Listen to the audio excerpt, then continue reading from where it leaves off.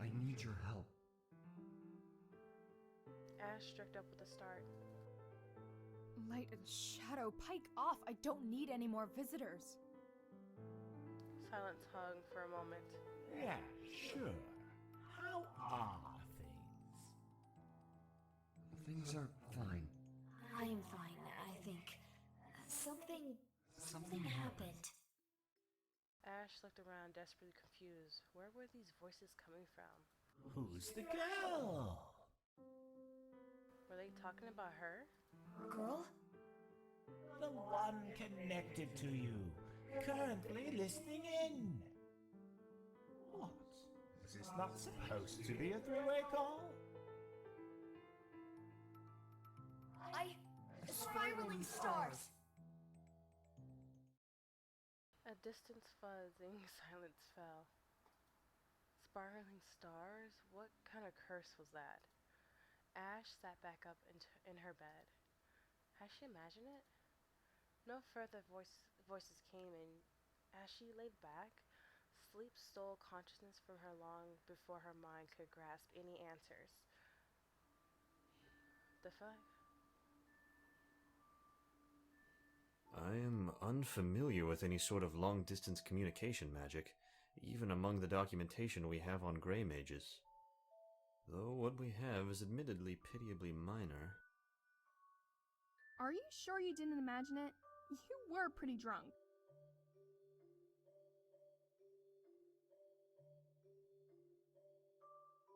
I'm always pretty, drunk or not. But I'm sure. Ash smirked. When I had left her, she was coherent enough that she should be able to distinguish the lines between reality and otherwise. When I had left her, she was coherent enough that she should be able to distinguish the lines between reality and otherwise. When I asked you about this, Hector, I didn't mean for you to wake up prude, and I certainly didn't intend for us to hold a meeting about it.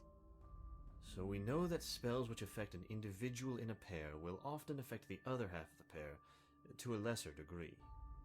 This effectively affects both, one far less than a full power spell, and the other only slightly less. Do you follow? Sure.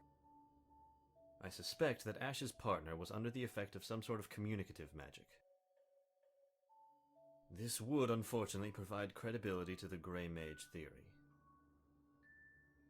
Neither necromancers nor paladins have developed a means of long-distance communication, save for vague impressions through a pairing bond. Unfortunately, we really have no clear understanding of Grey magic. What's so special about gray magic? What is it? Bitch, you from royal bloodline, so you don't know shit about it? You never learned about the cult of Grey Mages? They're an order of assassins? We never really studied their actual magics, though. What's so significant about them? They are either necromancers or paladins who have chosen to kill and remove various organs from their pairing partner, and implant them inside their own bodies. This grants them the ability to draw upon both wells of power, light and shadow. They use these combined powers to sustain their unnatural life, and animate the organs that would have otherwise died. Why would someone do something like that?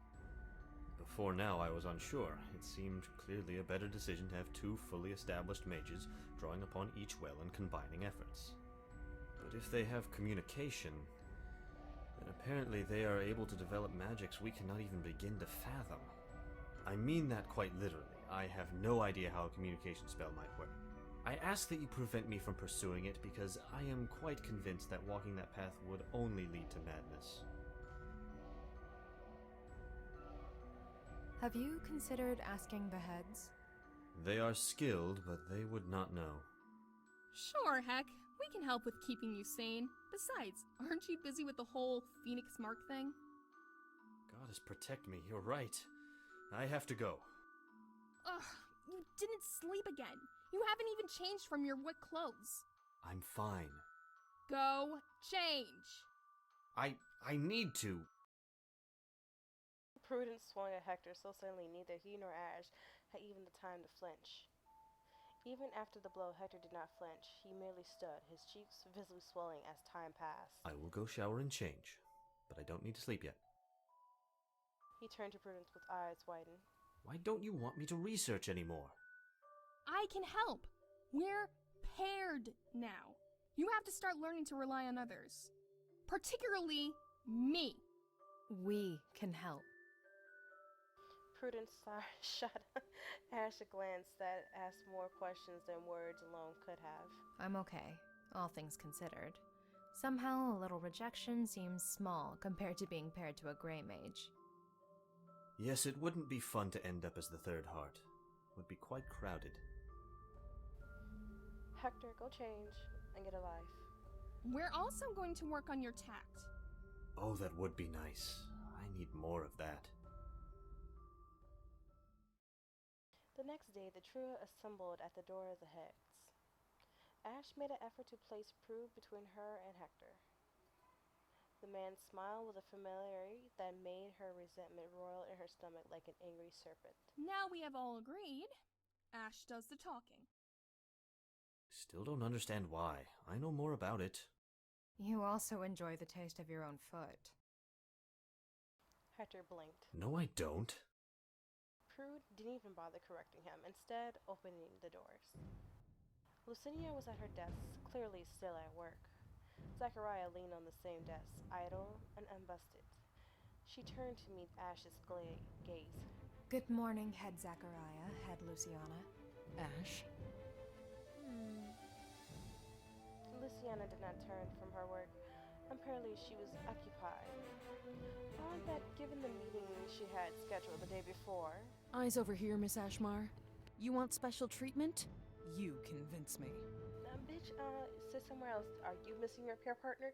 Nah, your pair partner is your wife, who's right next to you, so you can go sit down. Luciana looked up for a moment from her work. I will be listening, but I will trust my wife in this. Zachariah smirked. Of course, Mistress Heads. Ash shot a quick glance to Hector, making sure he made no moves to speak. We need your permission to conduct experiments. Of course, you're welcome to perform your own experiments. You've been conducting exercises related to manipulation of plant matter, correct? A fascinating concept, given that standard magics, regardless of the circuit construction, have no effect on anything other than a true animal. Luciana conducted experiments on creating wood golems once. Ultimately, she chose steel for her primary golem. Zachariah gestured to the suit of armor mounted in the office. Ash was a bit taken back to hear so much from Zachariah. She had never before been so open with Ash. In fact, to the best of her knowledge, she had never been so open with any student. It suddenly occurred to her, Ash was no longer a student. I'm afraid it's not so simple, Head Zachariah. Hector had explained his exact needs to her only minutes ago. He would need 2 students, both unpaired. Such a request could of course be reasonably granted. There was a precedent. Hector had taught before giving him a pair of students would be no great matter regardless of Zachariah's disdain for the man. The issue was the experiment itself, replicating the pairing ritual. Pairing outside of an organized and sanctioned pairing ritual was forbidden. Ash did not know why, likely simply an ancient taboo, but regardless, it was unlikely they would give permission to Hector again. Ash took in a long and deep breath. She knew what to say. She just hoped she could maintain her composure as she spoke the words. A lump stuck. Same thing with me. A lump stuck in her throat. I need to know who I am paired to. Zachariah looked her up and down. The bemused look she had only just held fell, and then there was empathy in her eyes. I'll tell you now. I do not think this is the solution. There are many more paths we can walk to decipher the mystery of your mark. I agree with you. Zachariah seemed surprised. But that is no reason to dismiss any particular one of them. Zachariah nodded slowly. A simple and elegant argument. Any continued protest on my part would betray my prejudice.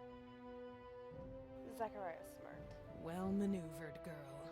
It's clear that Princess Celeste will find much use for a mind like yours once she ascends her throne. Bitch, don't talk about my friend. Look, you stay in your lane, ho. You ahead. Are you part of my friend? No. Nah. Goddess knows her mother could use more of such logic. Ash cocked an eyebrow at the comment. Lucinia offered 2 sheets to Zachariah, who pro-offered them to Ash. Hector will receive 2 students, remedial students to be precise. He is tasked with training them to the point where they might advance. As long as his tutelage takes and they improve, he may perform any experiment he wishes. Ash paused, freeing examinations of the papers. You had already planned to permit us to conduct this experiment. Zachariah tapped her head. Just as I said, you've got a strong mind. Or you can just go ahead and lick your money. If nothing else, it's providing the poison with which Hector might stain himself. With a bow, Ash made to retreat. Zachariah turned to Lucinia, giving her a warm smile as she watched her work. The door clicked behind them. They ate after the meeting, enjoying a late breakfast in a mostly empty dining hall. Hector inhaled a meal twice the size of either of the girls and was gone. Ash and Prude ate in silence after he left. Ash wanted to talk, but did not know what to say. Should she apologize, try to explain away her behavior from before? So she tried to make conversations, hoping that if both masquerade normalcy long enough that such a mask would become their true face? Or should she dare risk it all again and try to seduce Prude with what? Her girl? Apologize. Ash sucked in a long, deep breath. Prude, I just want to... Ash, I'm sorry. Huh? I look back now and realize how blind I've been. Ugh, light and shadows. Ash, I look back and realize that you've liked me for years. Longer than I even had interest in boys. I should have seduced you, you son of a bitch. Every single sign was there, right in my face. They've always been there. Ugh, they've been there so long. I didn't even realize they were there. Prue cradled her head in her hand. Prude, no. Prude, yes! Prude should have noticed that her friend had feelings for her. Goddess, if I had known earlier, perhaps I could have handled it better. I wouldn't have let it build to a... Such a crescendo? Oh, yeah, good word. The two sat in silence for a moment before Ash took another spoonful of her oatmeal. So, what do you want to do for now? I don't know. I really don't know, Ash. I can flirt with her? I'm gonna do that shit next time. She looked up, smiling slightly. For now, let's try to solve the mystery with your mark. Maybe we'll work out something naturally. Ash smiled back, the smile only a mask, tears hidden behind it. Of course.